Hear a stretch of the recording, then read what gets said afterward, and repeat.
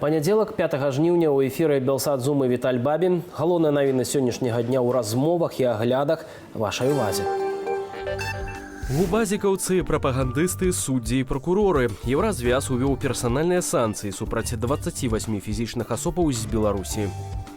Платформа 2025. Ці ёсць план у дэмакратычных сілаў, каб перамагчы на лета Лукашэнку?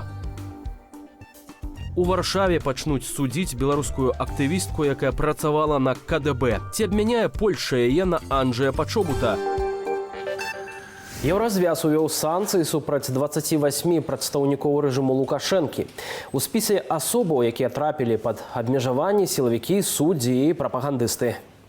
Сярод іншага, ЕЗ увёў санкцыі супраць начальніка губазіку Андрэя Ананенкі і двух ягоных намеснікаў Михаіла Бедункевіча і Дзмітрыя Ковача. У санкцыйны спіс таксама залучаныя і некаторыя прапагандысты, у тым ліку дырэктар і галоўны рэдактар выдавецкага дому «Беларусь сегодня» Дзмітрый Жук, гендырэктарка Белта Ірына Акуловіч і вядоўца СТБ, старшыня моладзевага грамадскага аб'яднання «Рух наперад» Мікіта Рачылоўскі. Такім чынам, цяпер санкцыі Еўразвязу супраць рэжыму Лукашэнкі распаўсюджваюцца на 261 фізічную і 37 юрыдычных асобаў. А гэта значыць, што іхныя актывы на тэрыторыі ЕЗ замарожаныя. Самім жа асобам забаронена заязджаць у Еўразвяз.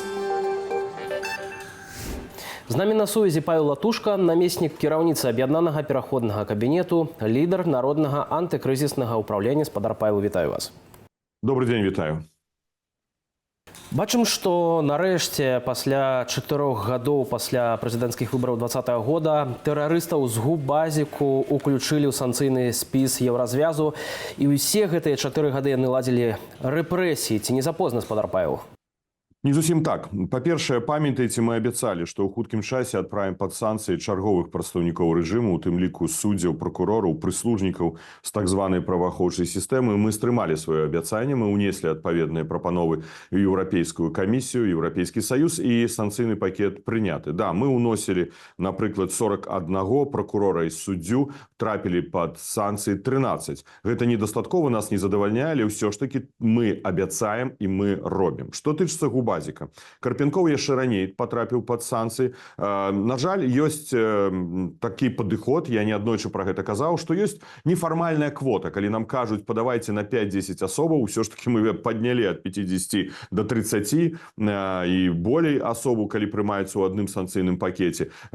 Першую чаргу санкцыі ўводзіліся на першыя асобы, зараз прыйшоў час і да Бедункевіча і іншых. Але вельмі важна менавіта дэманстраваць. Першае, фіксаваць факт таго, што ёсць злачынства, і гэта фактычна фіксаванне гэтага факту. Другое, гэта яны не змогуць прыязджаць. Зразумела, хтосьці скажа, што і так не планавалі. Но калі ў кантэксце шырэйшым, калі мы бачым прапагандыстаў на вуліцах Варшавы ці Брусэля ці Рыму, нас жа гэта турбуе. Мы супраць гэтага. Так вось, тыя, хто трапіў у гэты спіс, яны ўжо не змогуць прыязджаць. Ну і гэта палітычныя меседжы таксама ўсёй сістэме, ўсяму рэжыму. Вельмі часто я чую такія словы. Ну, слухайте, давайте там дамаўляцца, давайте сядзем за стол перамовы. Вы ведаеце нашу пазіцыю, она даволі прынцыповая і жорсткая, але вось у адрозненне ад тых, хто так кажа, каманда народнага антыкрызіснага ўпраўлення менавіта працуе на тое, каб было пра што гаварыць. Бо калі мы ідзем нават на патэнцыйна нейкія размовы,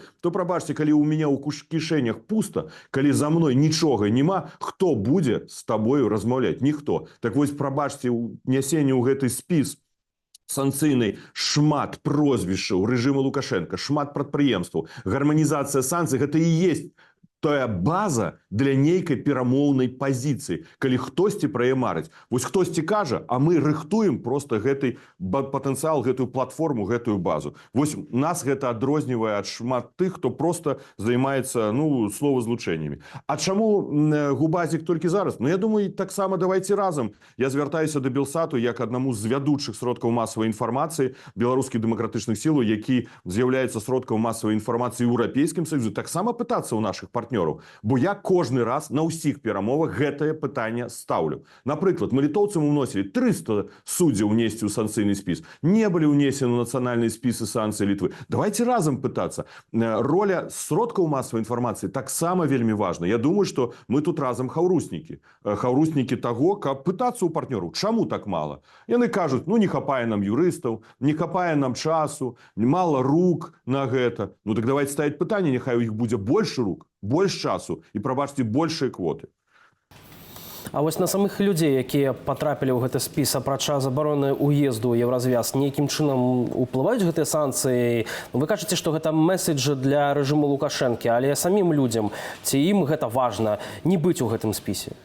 Паглядзіце, вось давайте прааналізуем гэты санкцыйны спіс, які ўносіла каманда Народнага антыкрызіснага ўпраўлення. У яго трапілі Ірына Акуловіч, гендырэктарка Белта, Дмітрый Жук, Дмітру Александровичу вялікае прывітанне ад мяне, асабістае, персанальнае. Сам упісваў гэтае прозвішча, таксама як і Акуловіч. Практычна весь гэты клуб рэдактароў, які ўзначальвае Эйсман, старшыня Белтарадакампаніі, яны могуць уже павесіць сябе тут ордэны, яны пад санкцыямі Еўрапейскага Саюза. Усе тыя, хто займаюцца хлуснёй, хто ствараюць варожасць у беларускім грамадстве, хто менавіта падтрымлівае ідэалогію ненавісці ў адносінах да беларусаў. Увесь гэты клуб рэдактароў, так званых, і Гігін там, дарэчы, усе яны трапілі ў санкцыйны спіс. Таму могуць гэтым ганарыцца. Далей, калі мы паглядзім на суддзяў, ну прабачце, калі мы ўнеслі ў гэты спіс Вячаслаў Тулейка, ён асудзіў Сцяпану Пуцілу да 20 гадоў, Яна Рудзіка да 19 гадоў, Ігора Аліневіча да 20 гадоў, іншых анархістаў, усяго 20 палітвязняў. Калі мы кажам, напрыклад, вось,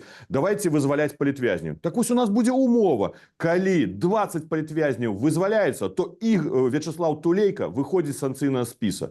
Але інакш гэта немагчыма. Пазней, давайте глянем. Алена Ананіч, 20 адсуджаных палітвязняў. Сярод іх былы следчы Яўген Юшкевіч, Станіслаў Лупаносаў, Белпол, Байпол, прабачце, Анатолій Сотнікаў, 20 палітвязняў. У тым ліку беларускія партызаны. Неаднойчы я казаў нашым партнёру, мне баліць за тое, што беларускія партызаны рэйкавыя пайшлі змагацца супраць расійскай агрэсіі, супраць Украіны, а ніхто не патрапіў у санкцыйныя спісы. Вось нарэшце мы гэтага дабіліся. Да доўга, да цяжка, но не Павел Латушка падпісвае рашэнне Еўрапейскага Саюза, падпісваюць рашэнне 27 краінаў і сам Еўрапейскі Саюз. Але мы ўсё-такі гэтага дамагліся. Яшчэ вельмі важна.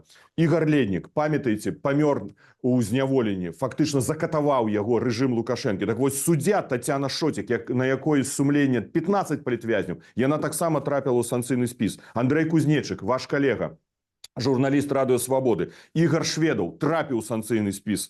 І мы мэтанакіравана бралі менавіта гэтых тых людзей, якія здзяйсняюць злачынствы. Алексей Хлышчанкаў, гэта суддзя Гомельскага абласнога суддзя, 25 прысудаў палітзняволеным. Так што гэта мэтанакіраваны дзеянні, каб біць па тых, хто адказвае за рэпрэсіі, і каб даваць месседжы ўсім іншым. Маладыя юрысты, хочаце ісці ў судовую сістэму, хочаце працаваць на гэты рэжым, вы будзеце адказваць сёння праз санкцыі, але вы ведаеце, што галоўная задача каманды НАУ давесці да таго, каб яны былі прыцягнуты да крымінальнай адказнасці. Да, на гэта трэба час, да, на гэта трэба шмат нерваў, высілкаў, але мы не спынімся. Яны патрапяць пад санкцыі, яны патрапяць пад крымінальную адказнасць. Ужо 261 асоба пад санкцыямі. Так, мала, я скажу мала, але я вам прыводзіў прыклады. Калі мы ў 5 разоў больш унеслі прозвішчаў, а пад гэтую, вось пад кожнае прозвішча, пад кожнае, трэба сфарміраваць дасье, даказаць еўрапейскім юрыстам, што так, ён павінен быць і што ён пазней у судовым парадку не выйграе справу.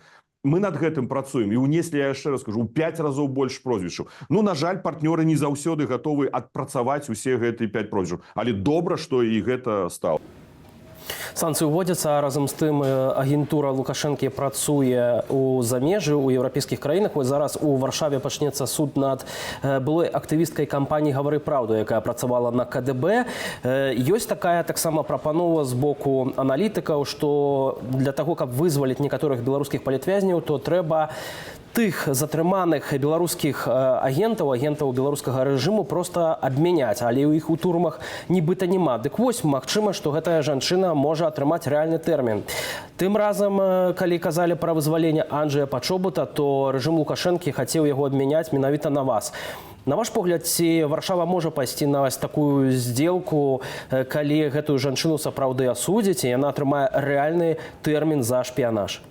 Я думаю, вы запытаеце, ці пойдзе Варшава на тое, каб мяняць мяне на Анджэя Пачобута, да? Ну, мы чулі пазіцыю былога міністра ўнутраных спраў Польшы і чулі таксама і ведаем пазіцыю сённяшняга ўраду Польшы. Зразумела, гэта парушэнне міжнароднага права. Але пытанне, калі мы кажам пра абмен увогуле, і тая сітуацыя, якая адбылася апошнім разам, гэтая сітуацыя, над ёй працавалі гадамі. І гэта была праца спецслужбаў амерыканскіх і расійскіх, у якую на пазнейшым этапе былі уключены спецслужбы Германии. И размова шла про обмен агентами спецслужбаў.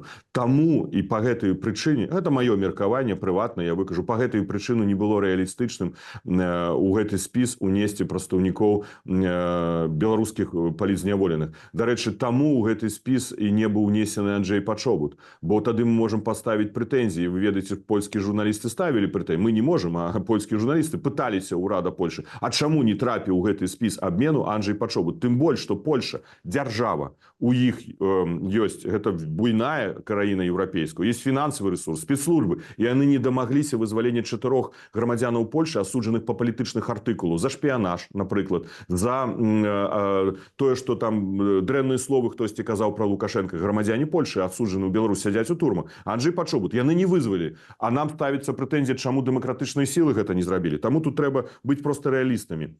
Што тычыцца гэтай агенткі, яна агентка, яна не афіцэр. Таму яна не стане прадметам абмену. Калі будзе затрыманы афіцэр спецслужбу, вось тады гэта рэальная справа. Я памятаю такую гісторыю. Быў афіцэр спецслужбу затрыманы Моніч у 2005 ці 2006 годзе. Але, на жаль, тады, дарэчы, на жаль, тут як глядзець якого боку, тады гэта не спрацавала. Так што такія спробы былі ў практыцы, але яшчэ ў тыя часы яны не спрацавалі. Но гэта не азначае, што такая магчымасць не з'явіцца. Будзе затрыманы афіцэр, значыцца, тады гэта ўжо рэальна можна дамагацца вызвалення. Сёння, я лічу, трэба зачыняць гандлёвыя пункты пропуска, зачыняць і ціснуць на Лукашэнкі і прымушаць яго вызваляць палітзняволеных. Спадар Павел, дзякуй вялікі за гэтую размову. Дзякуй. Прокуратура зладзіла праверкі ў беларускіх летніках. Гэтак на Гомельшчыне прадстаўнікі ведомства прыйшлі з праверкаю ў лагер, дзе падчас урагану у сярэдзіне ліпеня загінуў падлетак. Паводле прокурораў, да трагедыі ў той дзень правяла адсутнасць арганізаванай эвакуацыі дзяцей. Пра падзеі па-за межамі Беларусі распавядзем у нашым аглядзе. У акружны суд Варшавы перадалі справу беларускі, якую абвінавачваюць у шпіянажы. Паводле пракуратуры, летась жанчына неаднаразова перадавала ў КДБ інфармацыю пра дзейнасць беларускіх дэмакратычных сілаў у Польшчы. Гэтыя звесткі рэжым у Менску выкарыстоўваў у тым ліку, каб абвінаваціць польскія спецслужбы ў замове дыверсіяў на аб'ектах крытычнай інфраструктуры. Прэм'ер-міністрка Бангладешу Шейх Гасіна падала ў адстаўку і пакінула краіну. З ліпеня там трываюць масавыя пратэсты, падчас якіх ужо загінулі каля 300 чалавек. Спачатку ў Бангладэшы студэнты выйшлі на вуліцы з патрабаваннем адмяніць квоты на прыём на дзяржаўную службу. Паступова пратэсты перараслі ў кампанію за адхіленне ад улады Шейх Гасіны, якая бесперапынна займала пасаду прэм'ер-міністркі з 2009 года. Масавыя беспарадкі ахапілі і Вялікую Брытанію. За апошнія 2 дні паліцыя арыштавала каля 250 чалавек. Хваляванні права радыкалаў і праціўнікаў іміграцыі ў розных гарадах краіны пачаліся на мінулым тыдні, пасля нападу на дзіцячую танцавальную студыю ў Саутпарце. Тады загінулі 3 дзяўчынкі, яшчэ 8 дзяцей, і 2 дарослых былі параненыя. Нападнік, 17-гадовы грамадзянін Вялікай Брытаніі, сын выхадцаў з Руанды. Адным з вынікаў канферэнцыі «Новая Беларусь», што прайшла днямі ў Вільні, стала прэзентацыя платформы 2025. Гэты дакумент мае стаць інструментам для каардынацыі дзейнасці беларускіх дэмакратычных сілаў. Сярод мэтаў платформы 2025 не дапусціць легітымацыі рэжыму Лукашэнкі, аб'яднаць намаганні дэмакратычнага асяроддзя для супольнай дзейнасці, а таксама дамагацца адкрытасці Еўропы. Адна з галоўных задачаў дэмакратычных сілаў, паводле дакументу, аб'яднаць намаганні ў вызваленні палітычных зняволеных. Дзеля гэтага аўтары платформы 2025 прапаноўваюць выкарыстоўваць усе неабходныя інструменты ад санкцыйнага і дыпламатычнага ціску на рэжым да гуманітарных перамоваў. З намі на сувязі Валерый Кавалеўскі, кіраўнік агентства еўраатлантычнай супрацы, экс-дыпламат. Спадар Валерый, вітаю вас. Добрый день. Спадар Валерый, вы прысутнічалі на канферэнцыі «Новая Беларусь-2024» у Вільні. Які ў вас уражанні склаліся, як у чалавека, які ўжо не ўваходзіць у структуры Святланы Ціхановскай? Насамрэч, для мяне это было вельмі паспяховае мерапрыемства. Для мяне было важна сустрэцца са многімі людзьмі, якія удзельнічаюць у дэмакратычным руху. Гэта і беларускія наши партнёры, гэта таксама і замежныя дыпламаты, якія наведалі гэту канферэнцыю. Так што для мяне ў гэты момант, калі толькі становіцца на ногі новая ініцыятыва, было вельмі важна скарыстаць гэтую магчымасць для таго, каб больш расказаць, дамовіцца пра супрацу з іншымі партнёрамі, пра партнёрскія адносіны. У гэтым сэнсе для мяне это было выключна карыснае і паспяховае мерапрыемства. Калі казаць ужо пра то, якія ўражанні пакідаюць, канешне, было добра бачыць, што столькі людзей наведала гэту канферэнцыю, насамрэч блізу 300 чалавек, як я бачу ў некаторых медыапаведамленнях.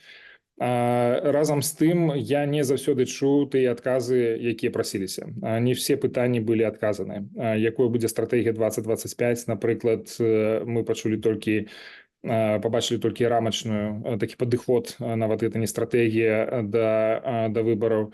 Пакуль не ясна, наколькі яна будзе эфектыўнай, наколькі яна будзе дзейснай, ці гэта будзе пра дзеянні, ці проста пра камунікацыі.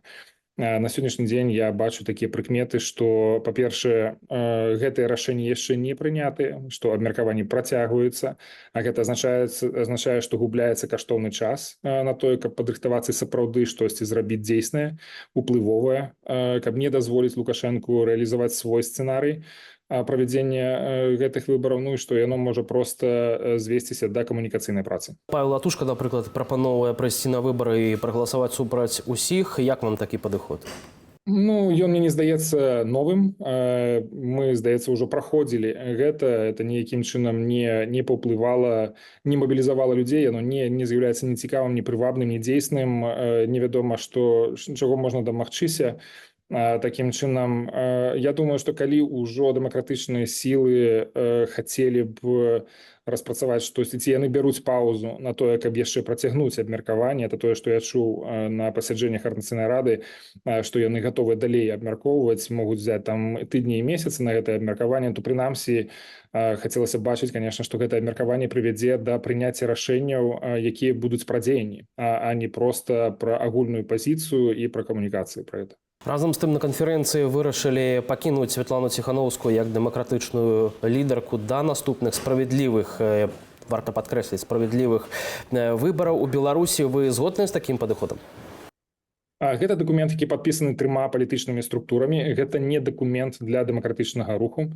То бок, я б сказаў, што гэтая пазіцыя на сённяшні дзень лімітавана 3 структурамі: офісам Святланы Ціхановскай, аб'яднаным пераходным кабінетам і Коордынацыйнай радай. Я не думаю, што ў дэмакратычным руху гатовыя пайсці на тое, каб пагадзіцца з такой формулай.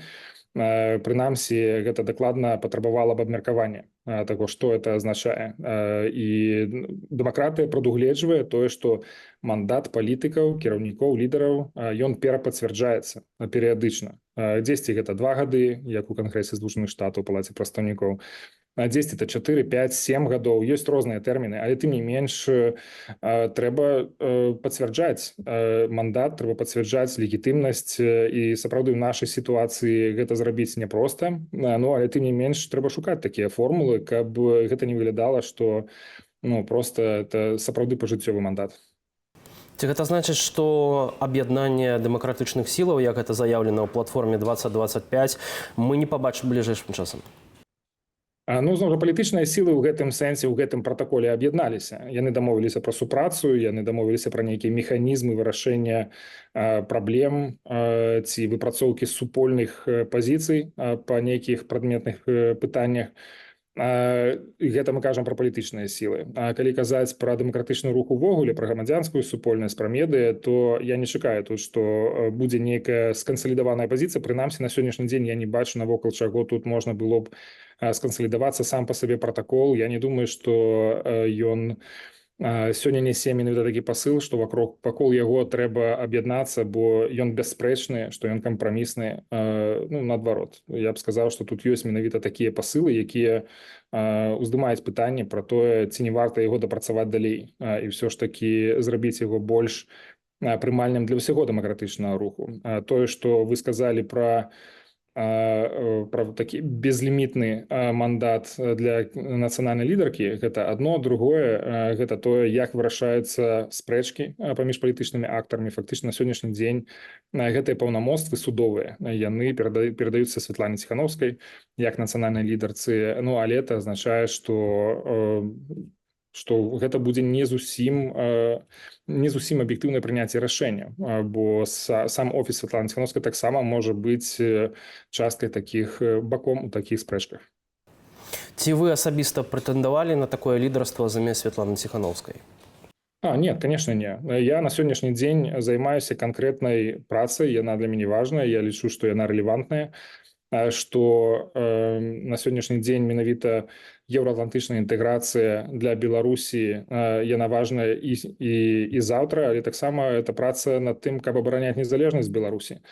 Бо без незалежнасці Беларусі не будзе ні дэмакратыі, не будзе еўраатлантычнай інтэграцыі і ўсіх тых цудоўных перспектыў, якія ёсць перад нашай краінай, але якія да гэтага часу ўсё мы ніяк не можам рэалізаваць.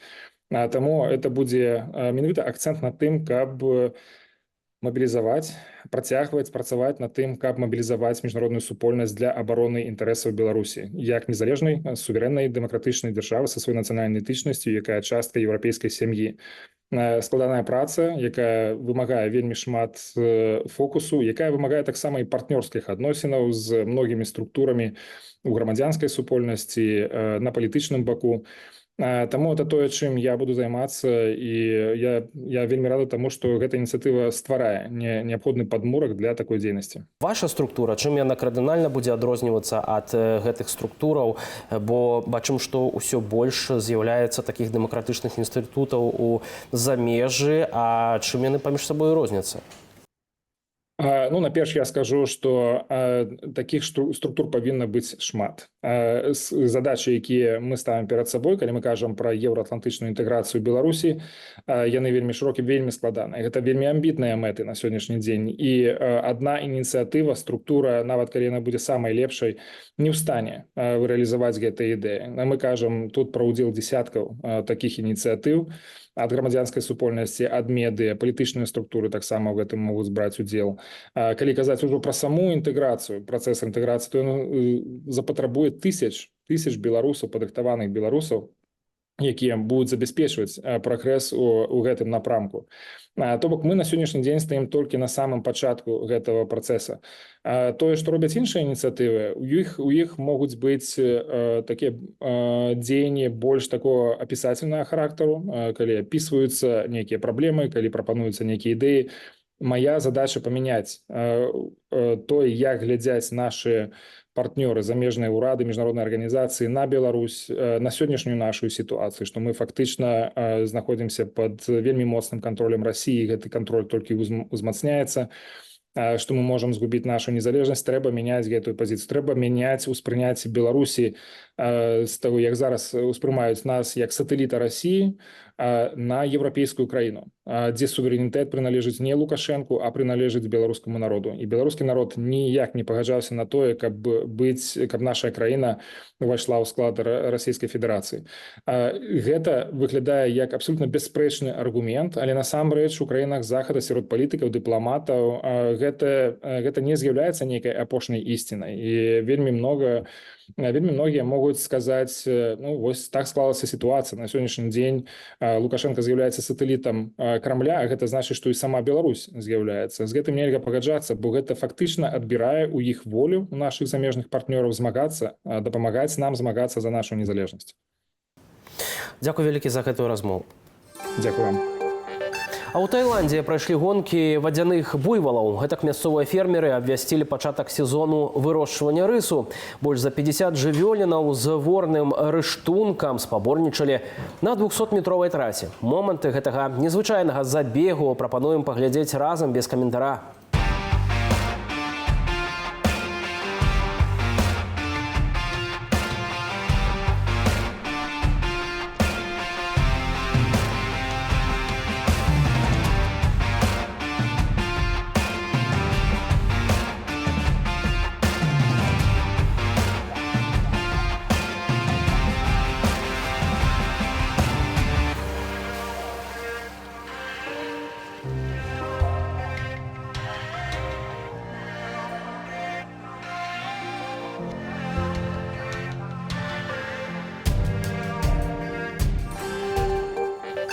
Таким быў гэты панядзелак. Ставьте лайки под нашей трансляцией, комментуйте, абмяркоўвайце, калі гэта для вас бяспечна. Я ж з вами развітваюся. До хуткай сустрэчы на Белсаце.